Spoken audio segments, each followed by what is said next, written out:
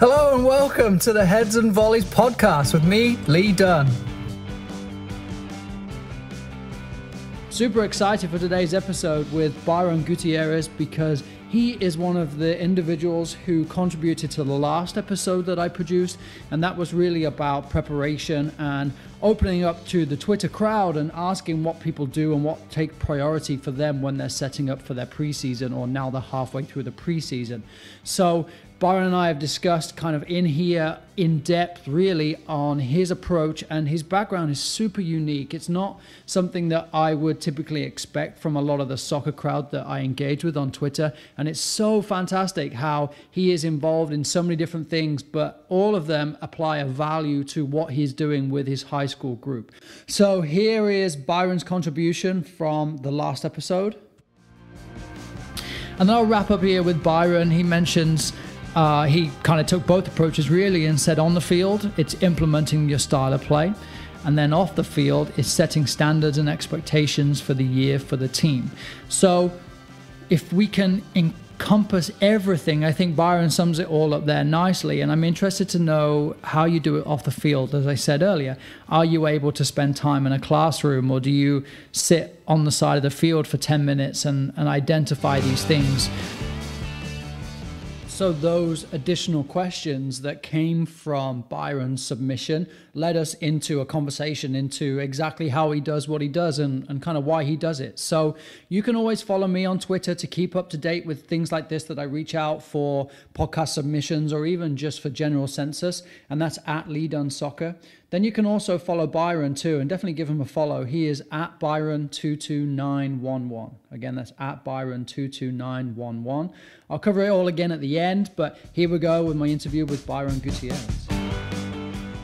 I appreciate your input. First of all, in that last podcast, I think your kind of comments were perfect to wrap it all up, in that everybody, as I said, kind of their first instinct was to go one way or the other, and I love that you went both ways, and that's why I wrapped it up with that.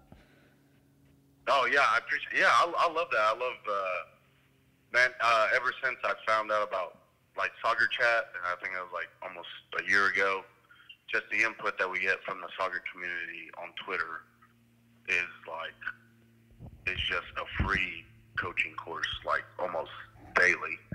So, and then with you having that podcast from everybody, it's pretty awesome to see, okay, what can I take or what can I learn from this person to, implement it on my team or our team and go from there. So I think that's one of the best things, and kind of constantly in my podcast, it's been look at what's out there. Look at how, yes, I recommend courses, but as you said, there's so much out there that people are just willing to share with you. If you just either ask the question or even just read. You don't even have to participate in a lot of the conversation. You can learn so much just by observing.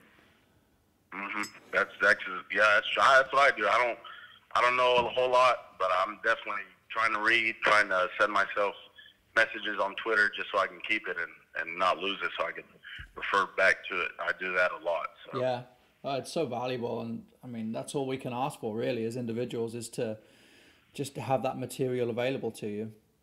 Sure. So let's jump into an overview of who you are, what you do, where you come from, kind of a little bit of your background, and we'll go from there. Byron. I was born in Miami, Florida, from immigrant parents. They're from Nicaragua, so it's Central America. And then I live in Oklahoma now. It's a small town called Meeker, and it's 45 minutes east from Oklahoma City. I've played sports all my life. I actually got into soccer a little bit later in my life. But I played American football, basketball, soccer, and then that's pretty much it for that. So what was soccer like for you growing up in? I'm sure it was kind of busy in Miami with a huge immigrant population, but then what's it like in Oklahoma in comparison? Okay, so Oklahoma, yeah, Miami, you almost have to get into it. It's America's still big football, but Oklahoma, shockingly, it's getting bigger. I feel like with clubs, high schools, I feel like high schools are definitely invested more into trying to bring in the right coaches. Middle school soccer is starting to pop up a little bit more. So Oklahoma, I don't see a whole lot online about Oklahoma soccer, but I feel like it's definitely growing and to be taken serious here in Oklahoma. So. And so then, how did you get into coaching? So I played club at my university, Oklahoma Baptist University, for 1 year. And then I graduated. And I wrote on my resume that I played soccer for 1 year at the university club. And then so when I interviewed with the principal, he just told me, well, you're going to be the head boys and girls soccer coach. So I was like, oh my gosh, I've only played right back and I have no idea how to even coach. So that's how I got that right there. So that's the same story of, I think, a lot of coaches, especially those that are coaching their children, that turned up and said, yeah, I've got an experience. I coached I played soccer for 2 years or whatever, and then suddenly they become the head coach. Yeah, head coach for boys and girls. On the girls' side, I was actually co-head coach with another coach. So she actually coached the girls, and I did a lot of the administrative stuff, and I was actually assistant tutor for the girls. And then but my main focus was the boys. But the girls program has actually been good here in Oklahoma. They've won the state championship in 2016, and then the last 3 years before I left, there's 5 rounds in the playoffs, and we've made first year I was there, we made it to the second round, and then the last 2 years we made it to the semifinals. So, and then girls from last year's team had gone to a college soccer scholarship from there. So. Wow, that's incredible. So was that the first one that had gone on to college from that program? No, it's not the first one. No, the coach actually that was there before I was is actually now a junior college coach, 30 minutes from where I am, and so he's had girls go to college for soccer way before that. So brilliant. Now I have just to revisit that, really, I think it's super important that players see this pathway, right? They have kind of a direction that they go into, and I want to get to your direction, but I know that you also coach high school football too. I'm super interested in that. Now, I guess before I have you kind of explain that, I think maybe is there a crossover? Is there anything that you take from coaching soccer into coaching football and vice versa? It was definitely those standards, that we'll talk about later on, and then strength and conditioning. I feel like implementing an athlete is an athlete, no matter what sport they play. So when I trained football, I had middle school strength and conditioning. I would focus on what can make this athlete a little bit better, and literally that same focus would go into doing the soccer boys and girls strength and conditioning as well. Oh wow! So it would be the standards and strength and conditioning where I would cross over, soccer and American football. So that's so interesting because I know I'm heavily influenced by a lot of European or South American coaches, and it's a very much a kind of us against them mentality versus a lot of sports, but I know football is one of them, and I've been in a school where I've seen the high school football coach walking around and pointing at the soccer players and saying, "Hey, you're playing football this year, right? You're not playing soccer," and like that's it's so interesting to hear someone that does both. Yeah. So and in Oklahoma, American football starts in the fall, and then soccer starts in the spring. Okay. So it doesn't interfere, with anything. So when football season's over, I get a little break, and then I head into soccer, and then that's where I start. So so far it's been really good, and where I don't have to like choose between football or soccer, and same with the kids. They don't have to choose between football and soccer. They can do both. Too right, yeah. I know that's fair, and that makes a lot of sense. And I know that here in Northern California, they've just done the same thing too with adjusting the season so that there's less overlap with club too. So that's been a positive move that the players can play everything. And I think perhaps the main issue would be that there's a lack of communication between the coaches. So kids are coming off a club season, and they're suddenly moving into this strength and conditioning element because that's what the high school coach thinks. But really, they've just been playing all season, so now they're being punished. Really, and it's fairly tough. So there's some good people out there, but it's definitely questionable in some situations.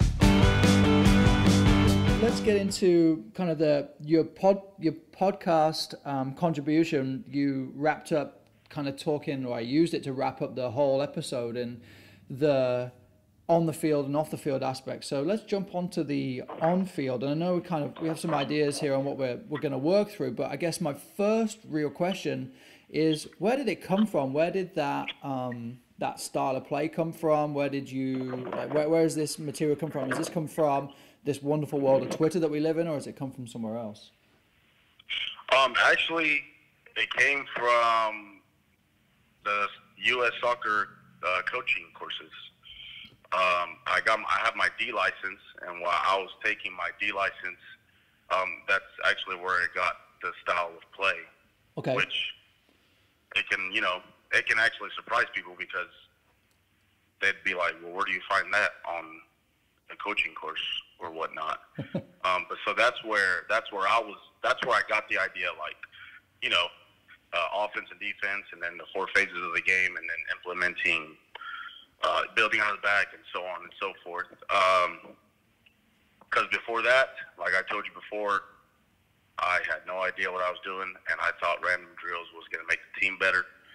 So I want to take my D license course just so I can see what can I do to implement something for the boys team, so we can look like something good on the field.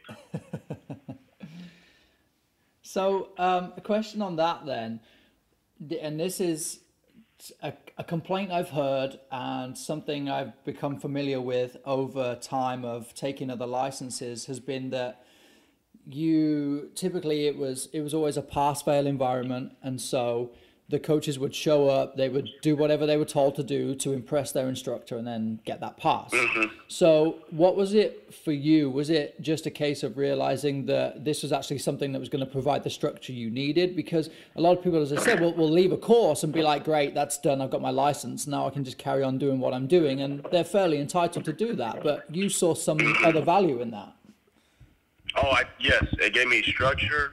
It gave me a game style of what we needed to do on the field.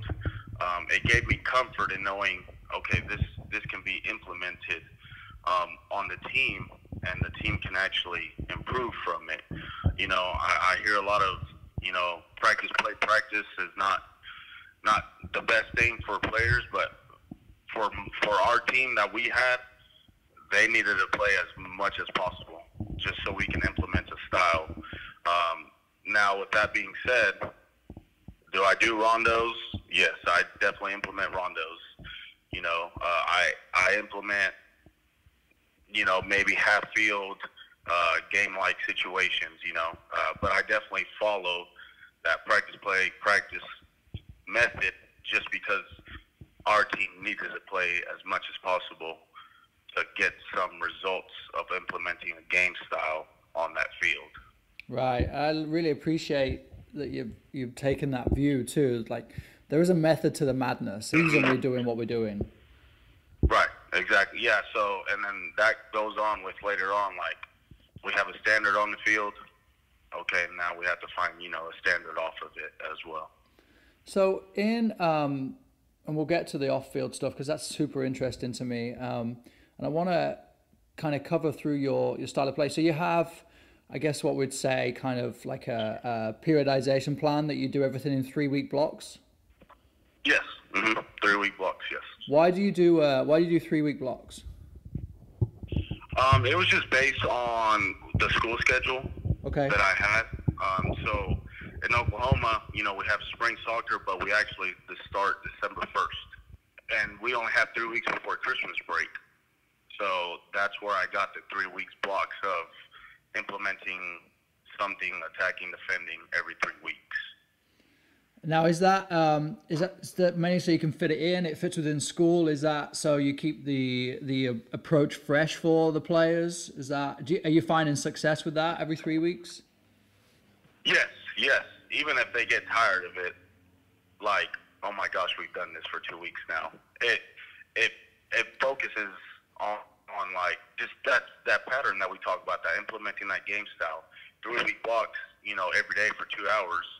They're gonna get something out of it. They're gonna see what mistakes they make, and then improve from that, or they can see what they're getting good at and how can we make it better. So it keeps the kids' mindset in a routine, and then so they don't have to worry about implementing another type of practice into our practice sessions. No, we know that this is what we're doing for 3 weeks. Can we learn from our mistakes, and then can we continue improving on what we've improved on? It's I have so much appreciation because it makes so much sense when you look at the bigger picture, and you just think, when you go in with some kind of a structure and some kind of an understanding of what you're working on. And I'd be interested to know, could you summarize this approach versus your previous approach where you were just pulling drills out of thin air? Oh my gosh. So we need to improve our possession. So I would go on Twitter, or I would go online and try to find things, possession-based drills that we needed to do at practice. And then, we didn't score good in practice. Now I had to look for the next day. I had to look for finishing drills, or so and the kids, they liked it, but they were, what are we working on today? What are we doing? Or how are we actually getting better if we only do this once a week or twice a week? So now this past year, when we implemented the 3 week building blocks, the kids knew, okay, our first 3 weeks we start with building out of the back. So that's what we're doing for the next 3 weeks. We'll try to find different ways to build out of the back. We'll try to figure out what the goalkeeper can see, or what he can't see building out of the back. What our center backs and right and left backs can do, our midfield. So it just, that 3 week blocks building out of the back improved, and they were able to see the same session in a complete different ways, to where when they get into the game, we practice this for 3 weeks. Now we know what we need to do to try to get the ball into the opponent's half. It's so simple because it works, right? You have this idea and this style and this kind of these action points. And I just actually published a blog post about it. And there's a player called Antonio Candreva who plays for Antonio Conte at Inter. And he just said, there's this big quote, but it kind of wrapped it up by saying, for example, when you enter the pitch and you have a clear understanding of the ideas to follow, and that was all part of the confidence that the team has and how good he feels in that environment. And he just wraps it up by saying, because I know basically what I'm being asked to do. And further on in the interview, he said that he's been given kind of 2 or 3 solutions to most of the problems he's going to face on the field. And from those, he knows how to deal with it. He knows what his teammates are going to do. And if you think that's a professional athlete that we think typically as a fan should know what they're doing because they get paid all this money and they're professional. But if they need it, imagine what our younger developing athletes need. It's it's such a no-brainer in my opinion. Yeah, most definitely. And a professional athlete still needs a coach. Like, there's no professional athlete that's not being coached somewhere. So for us to think that we're going to get random drills, and for the kids to get it and not being coached on it, consecutively, or on it like consistently, It's just you're waiting for magic to happen, but you have no, I guess, potion. Yeah, I look through your phases. I really like it because you kind of shift from a defending to an attacking focus, and the whole US soccer methodology is kind of set in the environment. So you look at your first 3 weeks where you're working through defending, you're really working on attacking also because you need your attack to be good to then challenge your defenders, so your defenders can work through whatever your solutions are for them or whatever the moment of the game is. And it makes total sense to me to see it that you move from a 3 week block of defending into a 3 week sole block focus of attacking, and then flip flop between them. And you make a comment about your set pieces. How are you? I'm super interested in set pieces too, because growing up in England, it was just lump it in the box. And I mean, if you watch the Premier League on TV, you see that the fans are celebrating when there's a corner, and I think often corners result in more goals for the opponent than they do for the team taking the corner due to counter attacks. And so, how are you doing with set pieces? How do you try and incorporate them into your practice? Okay, so I'm not very good at set pieces. I mean, that's just it is what it is.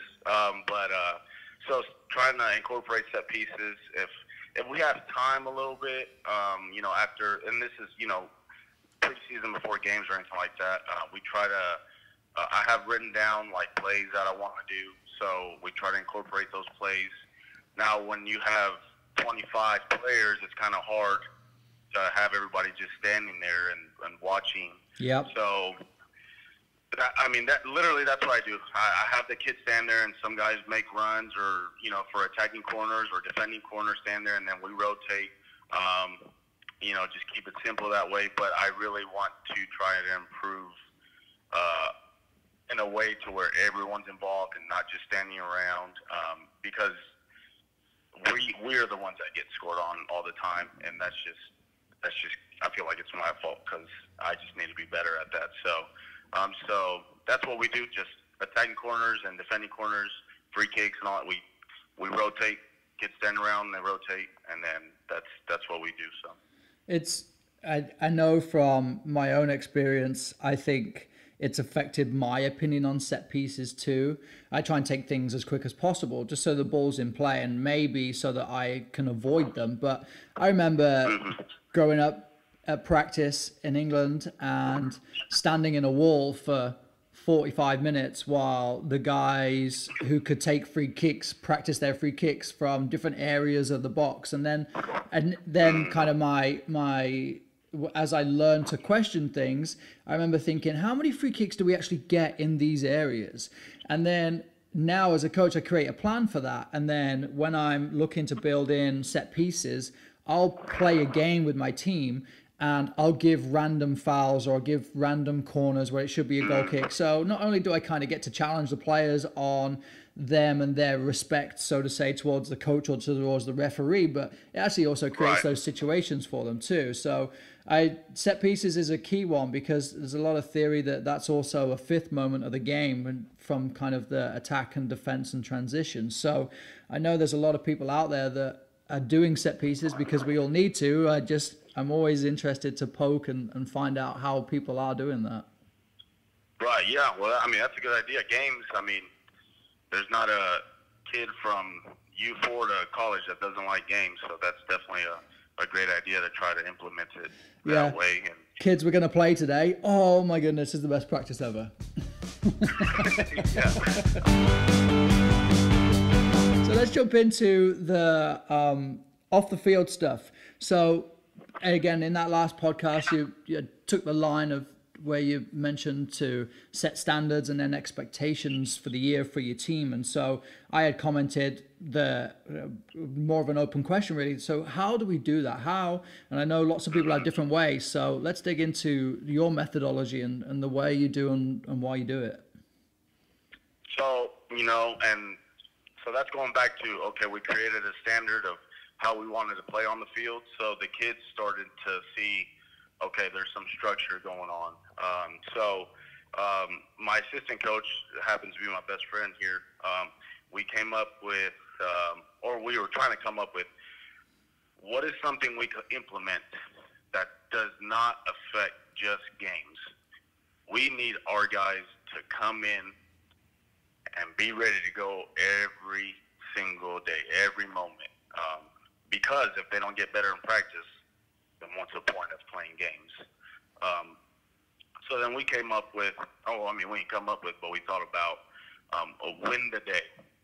So win the day, which for us means we are trying to do our best and everything possible to try and be successful in this one day that we have.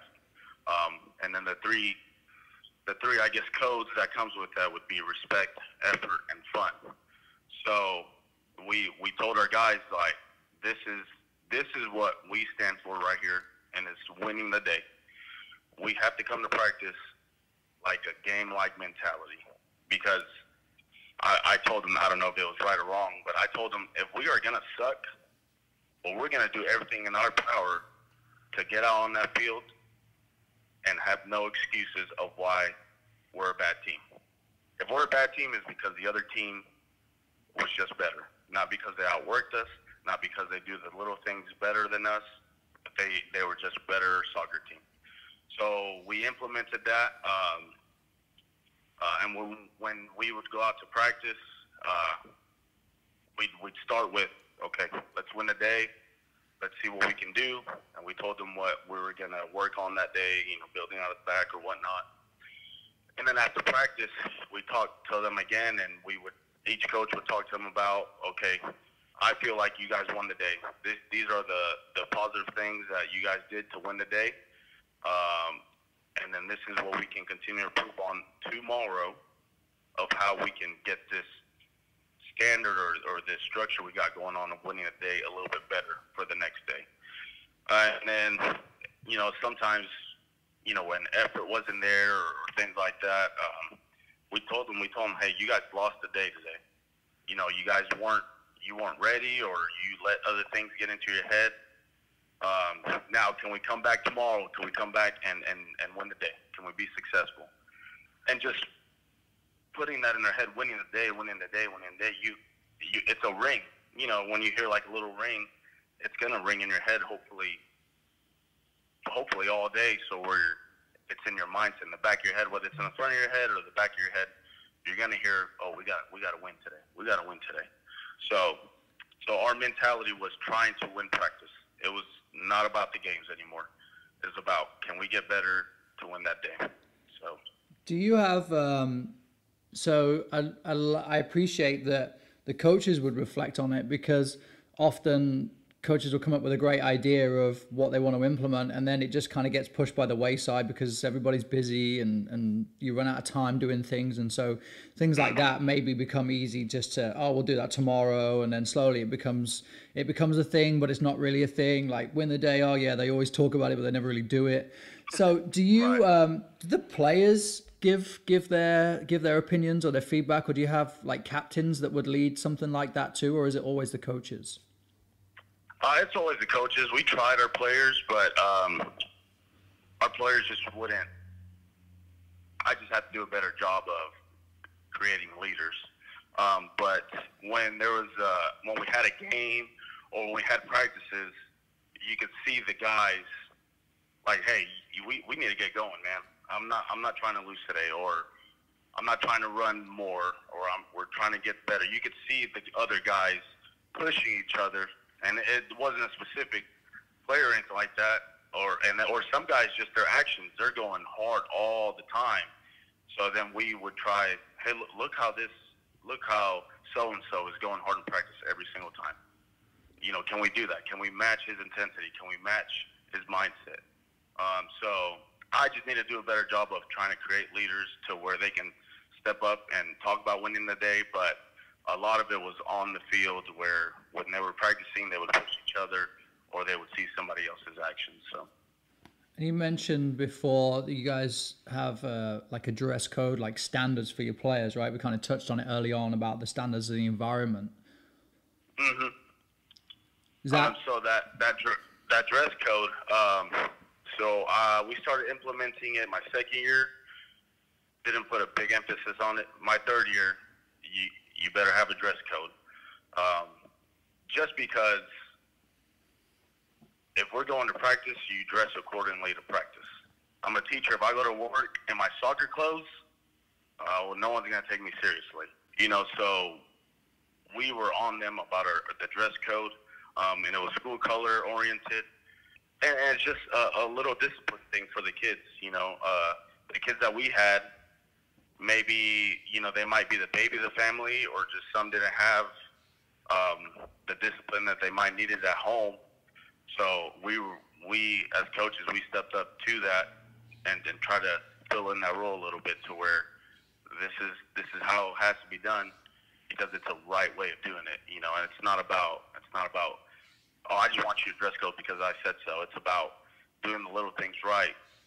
Sure, because when yeah. you do the little things right, yeah, you can see the big picture later on. So I like it. And so that is, I think it's super valuable that these players are able to like become a part of something, right? It's like a belonging. They're able to almost, I guess, express their contribution, or they're part of that environment.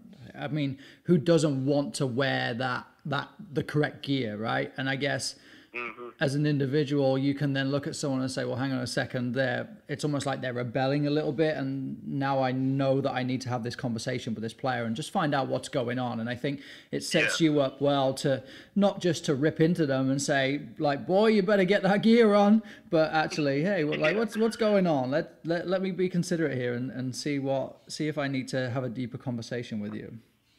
Yes, most definitely. Or they might not have the money to go get something, or something of that nature, or my parents won't take me, or well, here, this is what we'll do, this is what we can do to help you out, just so you don't feel isolated. Kind of, do you do much classroom stuff, or is it a lot of it's kind of in the locker room and then on the field? Do you do? I do a lot of presentations with my players, and I put a lot of work into them, and then I often wonder how much of it actually resonated. And I found that inputting just simple comments or simple taglines, like you have like a win the day, that means so much in such little words, that there's a constant thought process for the players, and you can refer to it constantly. And I'm trying to do that more and more in my own environment. So I'm wondering how you begin to bring these types of things into your players. So we don't do a whole lot of classroom things. I just feel like I don't want to keep them there for too long, just because they'll be like, can we not see you again next week or whatever. With the practice methodology, I practice like bringing them in every 15 minutes or so. Like I talk about what's going on in the field, and then we would talk about, okay, but your effort has to be a tad bit better, or you guys can do this a little bit better, or if you have any questions, please let us know to figure out what we got to do to push you, or you just might not be getting the right touch at that time. So it was a lot of it. Most of it was definitely all on the field, and we would just try to implement, winning the day concepts onto the field instead of in the classroom. Are you seeing like an improvement, or are you seeing change now that you kind of have this environment that you're starting to develop with Win the Day? Yeah. So we started in December 2018. So this was, and then we finished our season last week of April. And I mean, from the way we played to the way these kids would show up on time and the dress code was there, to where they held each other in the standard was from night and day. And then comparing it to my first 2 years there, it was earth and space. I guess that's the distance from that. It was just the distance of how we all bought into winning the day, and then the way we play on the field was just incredible. It was incredible, even with the kids that are rebellious.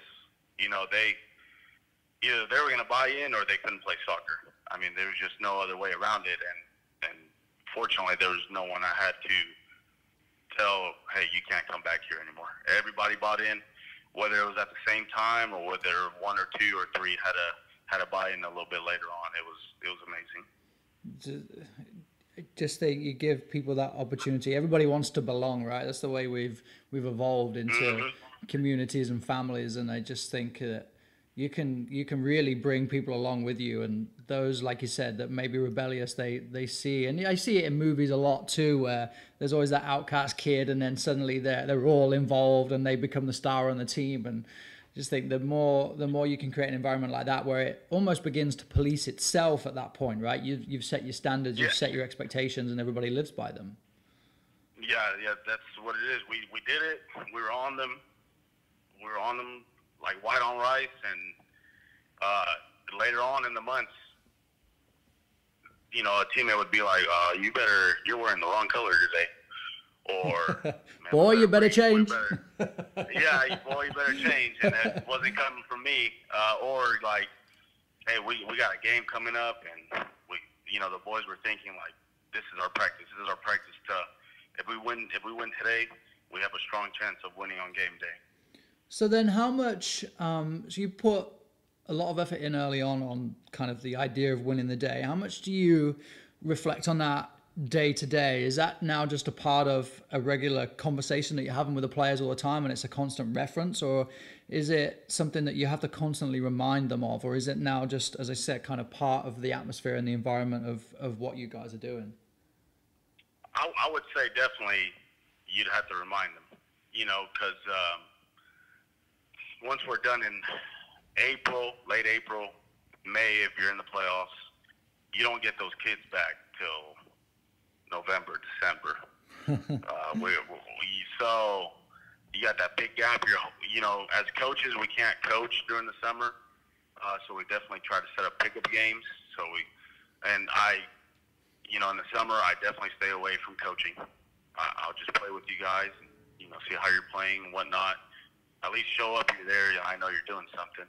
But once November, December comes, you just okay. It starts. It's like a brand new team, even if the guys have heard it all. It's a brand new team, and let's start the culture again.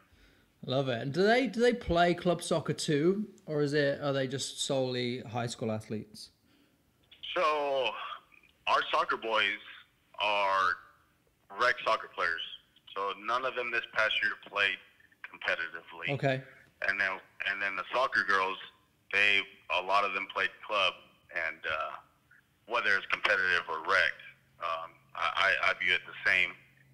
Unfortunately, money doesn't. But so when they get to high school, you're just a high school soccer player, and this is the structure that we play with. I think there's a huge value for the high school, and I know a lot of players, they take pride in it, right? They're representing their school. Yeah. They get their gear, and that's a huge thing for a lot of individuals.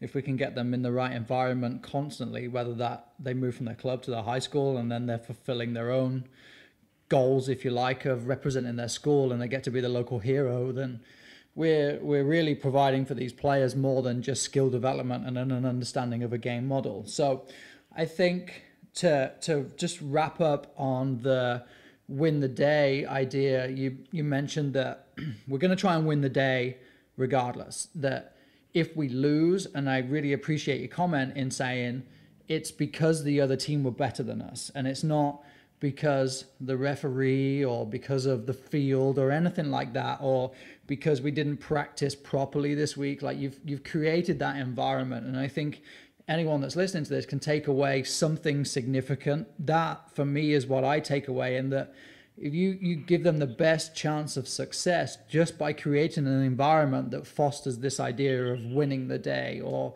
I listened to another podcast recently, and they were talking about how the kid, well, when he was younger, his dad always used to tell him he was the best. And so he developed this mindset that he was going to be the best. He always wanted to be the best. And the same thing here. If you're creating an environment that demands a player to think like a winner and to act like a winner, even if the typical result of winning has not been on the scoreboard, but you've won all of your tackles, or you've won as much of the ball as you could, or you've appreciated, like you said, one of your kind of key moments under win the day is to have respect. And if I can win the day by respecting that my opponent was a fantastic opponent, now we really have won the day, and these individuals that we're creating are influencing society so much more than just becoming an athlete that's just trying to win, quote unquote, 1-0, you know?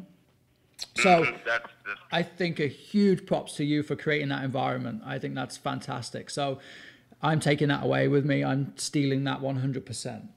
Well, I appreciate it. And, you know, I had the idea, but the coaches and those kids had to buy into what we were doing.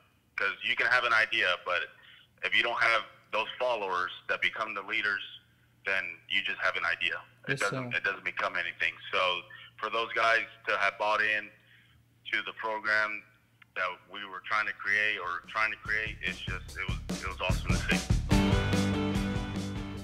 Now, my final question for you, and what's next for you? Where are you heading with your world of coaching, with your idea of winning the day? Is it something that you just ride the wave of, or is this something that you're looking to take above and beyond? I do not know. That's a really good question. I feel like a lot of soccer coaches, you know, that are coaching soccer, they want to get to so-and-so level. If I can get to the college level, then so be it. It would be here in Oklahoma, but I'm just trying to challenge myself with coaching, whatever it may be, whether it's, you know, football or soccer, and just always be continuing to grow in my mindset about the game, about myself, and then about other people that need to be served. So that's my goal. I have no goal. It's a destination until unknown. I guess. Yeah. Until I lay down in the grave, it's just a destination. So. That's awesome. Well, Byron, anything to add? Anything you think we've missed here? So I think we had respect, effort, and then fun. So the fun part would be the games for the kids. I would bring a chair and I'd sit down and I would watch the kids play. That was their fun time. I wouldn't tell them what to do. The coaches wouldn't tell them what to do. They lived and learned on the field, and that's where their fun came. And we had a blast this season, so it was fun to watch. That's awesome. Would you rate this season as a success? Oh, 100%. 100%. Now, let me ask you, did you win the state championship? No. But this is what I mean. Like, you can still walk away and say, this is a huge success. And you think about even the professional leagues, there are 20, 24 teams in a league, 18 teams. Yeah. Only one can win. That means on paper, there are 17 losers.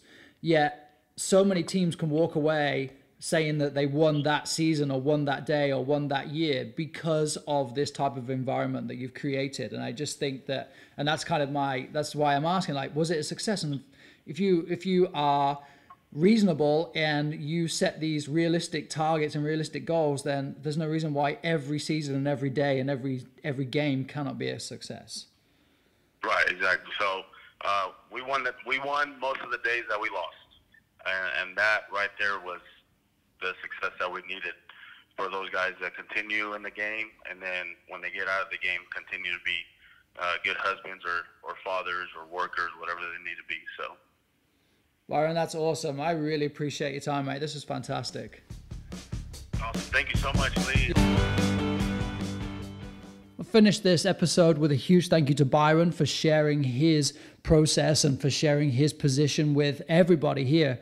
It's super unique in the way that he runs through high school football and then soccer, and all inside the high school environment, where a lot of the time, if you're not the top player, it seems like you could be left behind. And as he goes to say, that most of the players are not club soccer players, and actually this is giving them their opportunity to compete and to belong in an environment that is super challenging but super rewarding. And we talk about winning the day, and if you're leaving every day feeling like you've won, regardless of the result, if you've played a game, but if you feel like you're winning, imagine how good that feels for anybody in life. If you get home and your wife or your husband or your significant other says, did you win today? And if you can sit there and say, yeah, I did, because I achieved whatever I set out to achieve, or whether it is I just have this feeling like I did win today, Now, imagine how much that's going to carry over into everything else that you do. So huge props to Byron for his thought process and for sharing that with us. And don't forget to follow him on Twitter at Byron22911 and tell him how you're winning the day. My thanks as always go to Tactical Pad for their sponsorship. You follow me on at LeeDunneSoccer, you'll see some of the stuff I use, some of the GIFs I create with Tactical Pad. I put it on Instagram too, and that's the same at LeeDunneSoccer. And it's just for my players. I'll often film with my phone too and just create little GIFs and little videos that I create that take me 5 minutes to make, and they last forever with my players because they begin to see some of the concepts that I'm trying to work on, whether it's in that microcycle, as Byron mentions, with every 3 weeks of changing the cycle, or whether it's more in depth than that, or it may just be that significant moment. But either way, Tactical Pad is fantastic. Get on it, LeeDunneSoccer. There's a discount code on my website too that you can use to get yourself access to that for a little bit cheaper. Thank you, as always, to everybody who contributed from the last episode, to people who are listening to this one and sharing with their friends and their family and their coaching community. That's the idea of this podcast. It's sharing, it's knowledge, it's information. It's something that we can all take away. And hey, if everybody's winning the day, soccer's winning it at the end of it. So thank you again. Lee Dunn here, Heads and Volleys podcast.